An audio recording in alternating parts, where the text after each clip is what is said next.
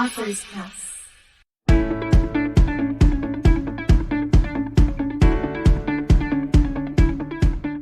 Hi everyone, my name is Nicole Richardson from Author's Press. Today I'm here with Carl Moyler, the author of On Freedom and Revolt, a Comparative Investigation. I have a few questions for you, Carl. All right. When did you first realize you wanted to be a writer? Well, it was a long time ago. In high school, I loved to go to the library and look at books and look through dictionaries and whatnot. I was a very astute person after language, okay?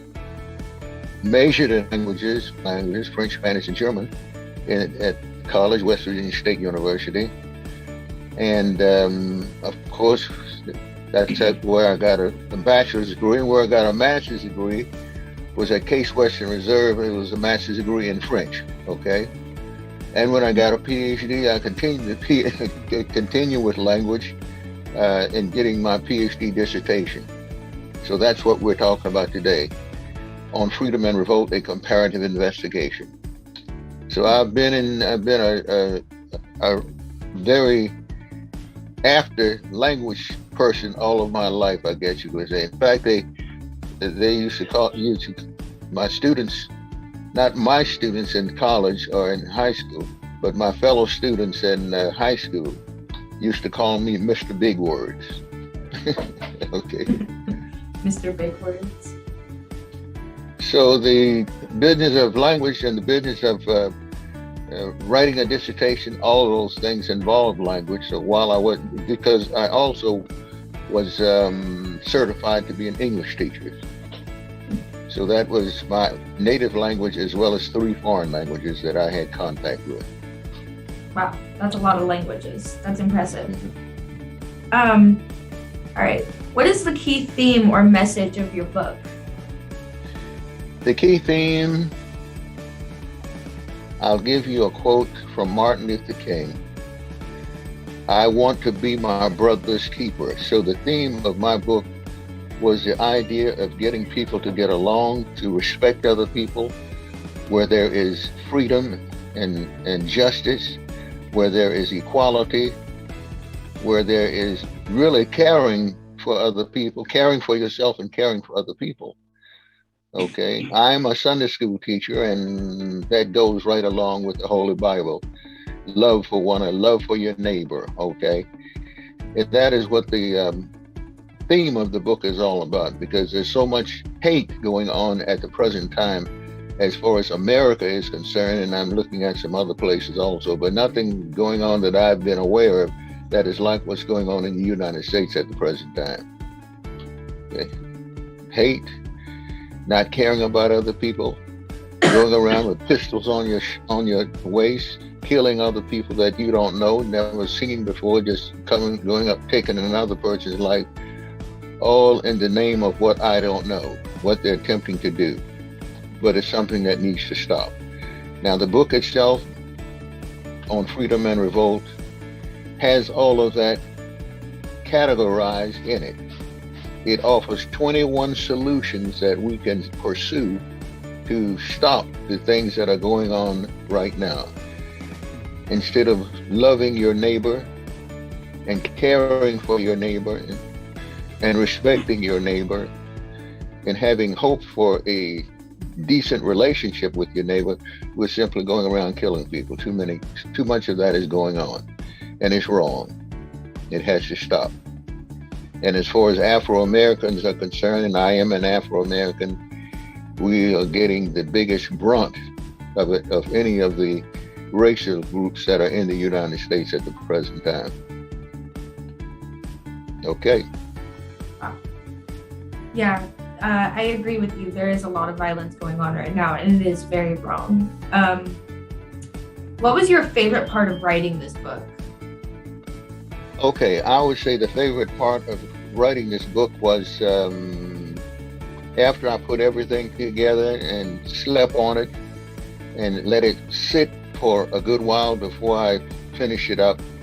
I would say the 21 recommendations in chapters 5 and 6 at the end of the book that brings everything to a head and shows us what we need to do in order to see everyone as a human being, and everyone as being precious, and everyone as being worthy of their life that they're living.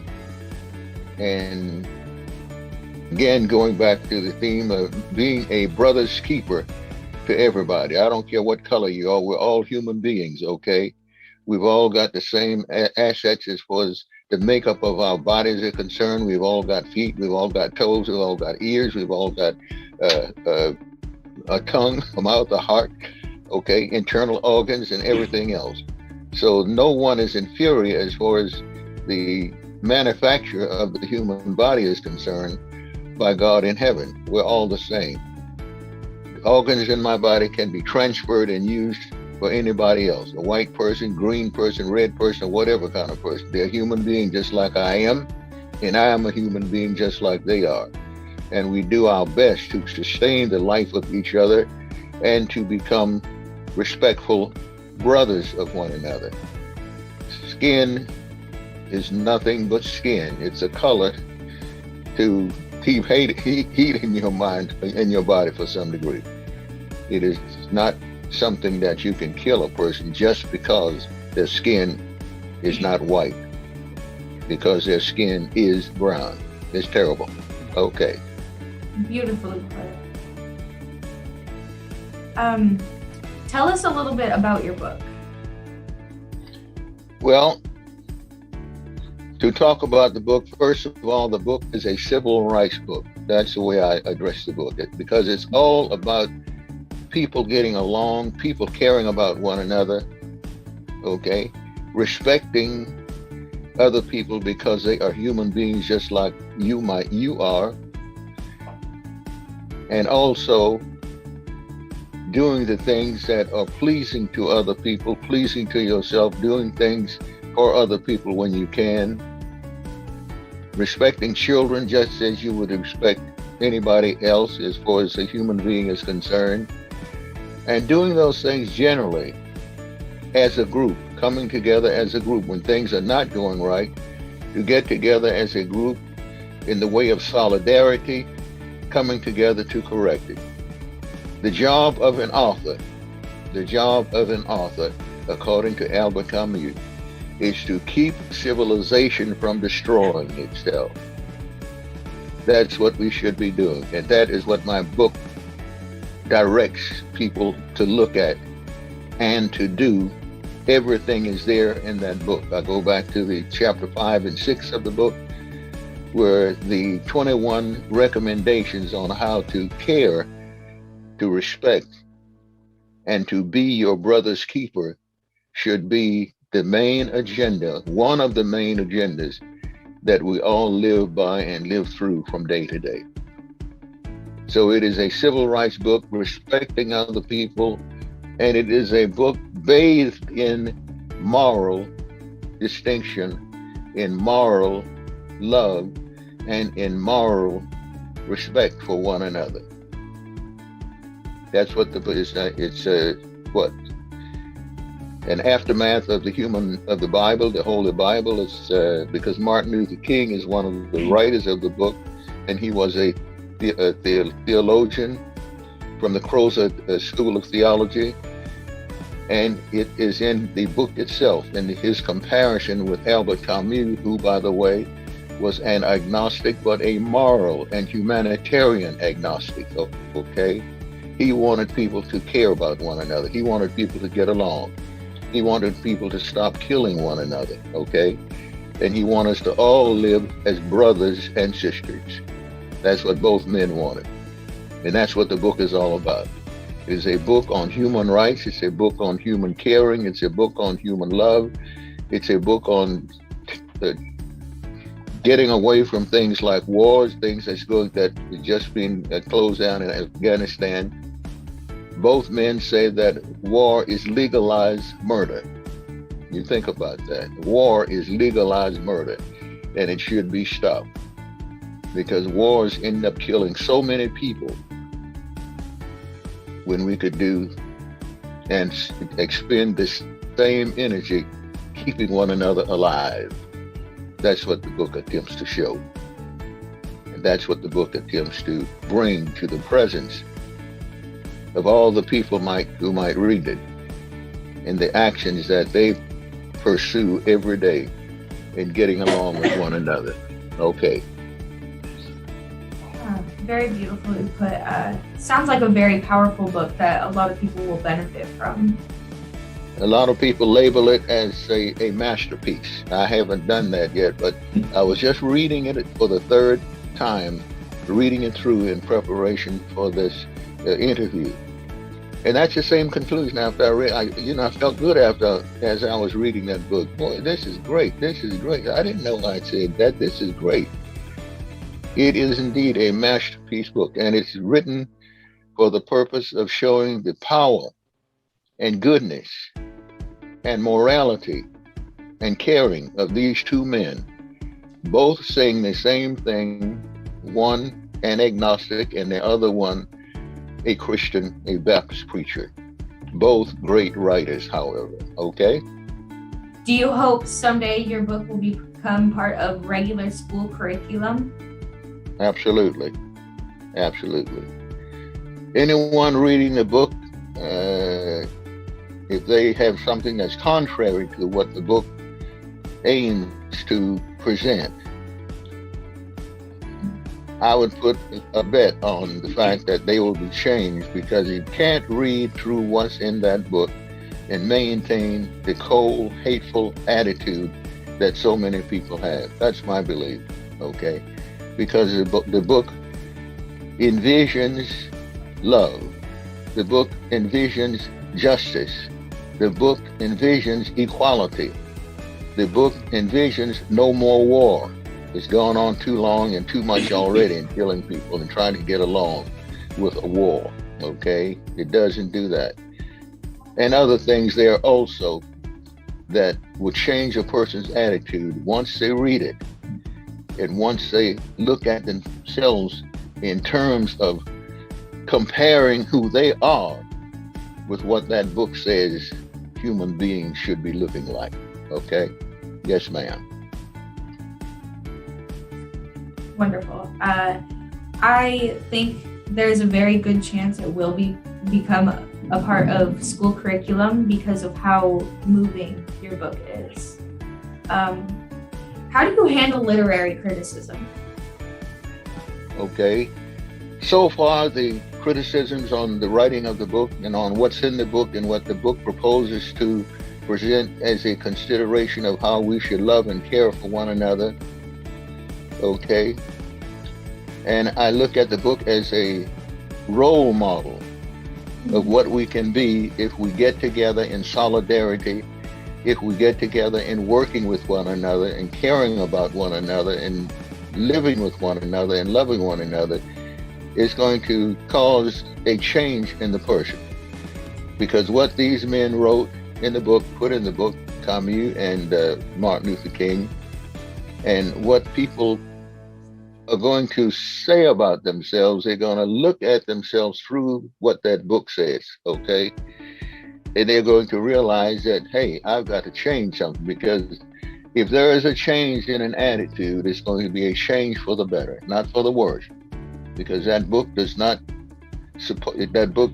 by any means carry out things that are ungodly, that are unlikely, and that are hurtful to other people. It is a book around humanity, what humanity needs to do in order to bring about a better world, in order to bring about a better everything. It is a book based on what we ought to be, not what we used to be, not what we are now. Hate going on the way it is, and people misusing one another the way they are. It's going to change. It's going to make a change in a person's attitude. And I say also, what's in that book should be taught in every home, in every classroom, in every church, and in every relationship between husband and wife. It's there. That was the purpose of their writing, for us to become more humane rather than become more like a killer, going around shooting people that we don't know, haven't done anything to it, just for the sake of, I don't know, hey, You're not like me, so you don't deserve not a horrible dictum by which to live. You're going to be God to people as to whether a person lives or dies. And if they're ready to die, you're going to make it happen. Boom, kill them right there on the spot. Naming other people, seeing somebody that you don't like the way they look, go up and give them a beating. That's what's happening in too many cases. Okay. All right. Just a couple more questions. How long does it usually take you to write a book? To write this particular book, from start to finish, took me about two and a half years, because you had to do voluminous research, and of course to go through several times what other people said about Martin Luther King and Albert Camus. So altogether, I had to take a semester off from my university professorship. I had to take a semester off in order to get right down, and the book was my major work for 2.5 years. Okay, that was my job instead of my going to my post as a professor at my universities. Okay. Wow. It's a long time. 2 years to write a book. Yes, it does. But when what that book was trying to bring out for people to see and to believe in, I was very careful about how the book was put together, very careful about what I wanted the book to say to people, very careful about what I believed in myself as far as the book is concerned. I do believe what I wrote. That was my work, and that was what I wanted to put in. And I wrote it from the point of view of a Christian. I've been a Sunday school teacher for over 40 years. And my family is a very religious family, from granddad and super granddad to my daddy and my mama. We all had to go to church and belong to church growing up. And that's what I still believe in at my age now. That's, I myself am agnostic. I'm not based on one religion, but I do have a lot of beliefs from a lot of different religions. Okay. Where can readers find out more about you and your books? Okay, the book is available in several different places at Books A Million, Barnes & Noble, Amazon, to name a few, and in many college libraries and many bookstores all around the United States. The book is available, and it's not an expensive book either. Sounds like it would be very easy for people to get a hold of your book. Okay, please read it, and we can have a conversation about it over the phone. If you have any questions at all, I'll be glad to talk with you, or you can just talk to me, because everyone who's read the book, even the professional evaluators of books and literature, have given it outstanding high grades, A's and A+, out of bringing together of 5 points, 1, 2, 3, 4, 5. It's normally at the 4+ or number 5 rating. So that what's in the book speaks for itself, and it speaks about human beings being able to get along with one another. And as I said before, Albert Camus' quote, "The job of a writer is to write in a way that will keep civilization from destroying itself." That's what he thought a writer would be. Martin Luther King said the same thing. "I am my brother's keeper." Are you? I am my brother's keeper. I like everybody because they are a human being. Don't have to look like me.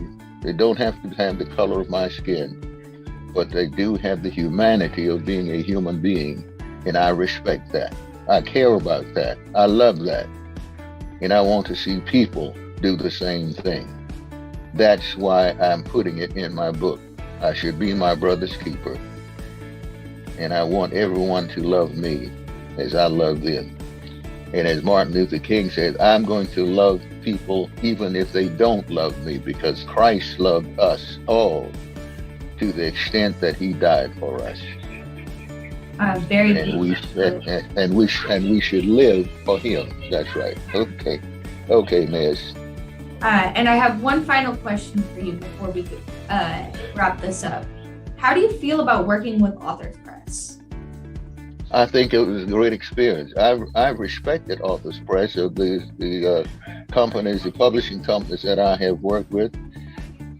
To tell you the truth, I would say Authors Press is top of the line as far as I'm concerned. With my contact and what I've done with them and what they have done with my book and for my book, which means that their thinking is going in the right direction. Because you repeat what you believe in. You want to stay on a job that you're satisfied with and happy with. And I've been able to work with the men and ladies of Authors Press for the last couple of years now. And I'm pleased with it. I think it's a good company. Now, there's one thing that I'm still plugging for with all of them, and that's traditional publishers. I want to see someone adapt my book and take it and do what they feel is right. Let it speak for itself. Let it speak for itself as far as its value is concerned, and the purpose of it being as popular as it is and doing good things for the human race internationally, not just for the United States, but all worldwide, okay? That is the application and the direction that I want the book to step in. Wonderful. Your book sounds very powerful and very moving, and it sounds like a lot of people will enjoy your book. Yes. And I also would like to say that Authors Press has very much enjoyed working with you as well. I'm glad to hear that. Thank you. Mm-hmm. That would be all the questions that I have for you today. All right. And it was very wonderful talking with you. Thank you. I love learning from you, and I love learning from your book as well on Freedom and Revolt, a comparative investigation. It's definitely very educational, very powerful, very moving, something I would recommend for a lot of people. All right. Thank you. That's what I hoped it would accomplish. Yes. Mm-hmm. Yeah, I guess that's it. I guess we can wrap this up then. All right. I thank you very kindly for your questions, young lady, and I hope I gave you some answers that made sense. It did. Thank you. Very Thank you, wonderful, God. very educational, and extensive answers. All right. You have a wonderful day, sir. It was very nice meeting you and talking to you. It was my honor to be able to talk to you. Thank you. Thank you for giving me the interview. I appreciate it. God bless.